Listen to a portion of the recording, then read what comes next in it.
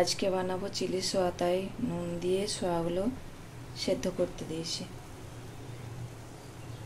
একটু ফুটে গেলে নামিয়ে নেব।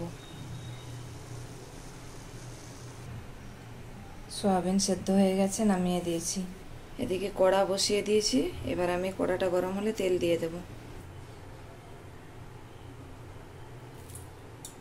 সাদা তেল দিয়ে দিলাম। তেলটা গরম হতে থাক। তেলটা আমার গরম হয়ে গেছে। এখানে আমি নিয়ে নিয়েছি পেঁয়াজ কুচি, ক্যাপসিকাম কুচি, আদা কুচি ও রসুন কুচি। এগুলো আমি পরপর একটা একটা করে তেলে দিয়ে দেবো। এটা আমি 2 মিনিট মতো গরম করে নিয়েছি।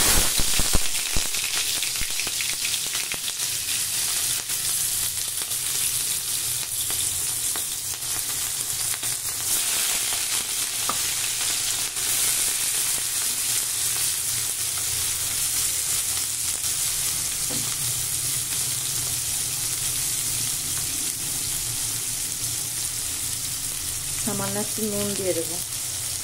পরিমাণ মতো নুন নিয়ে নিয়েছি। নেড়ে চেড়ে আমি ভেজে নেব।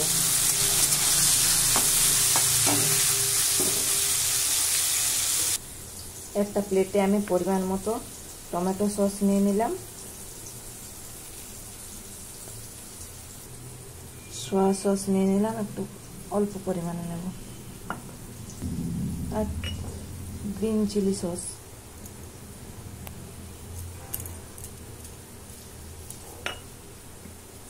এদিকে আমার সব সবজি ভাজা হয়ে গেছে। এবার আমি সয়াবিনগুলো দিয়ে দেব।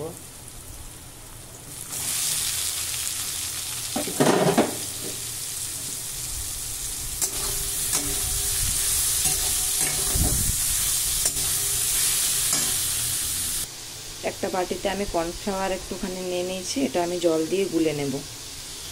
সয়াবিনটা ভাজা হয়ে এসছে, একটু নেড়ে নেব।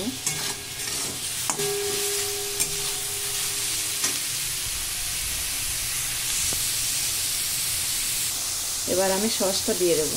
3টে সস একসাথে নেওয়া আছে, দিয়ে দিলাম। এই প্লেটটা একটু আমি জল দিয়ে ধুয়ে তারপর দিয়ে দেবো জলটা। প্লেট ধোয়া জলটা দিয়ে দিলাম।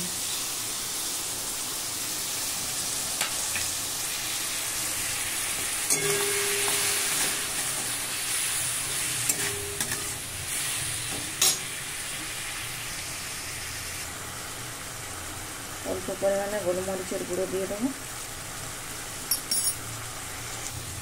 এরপর আমি কর্নফ্লাওয়ারটা দিয়ে দিলাম।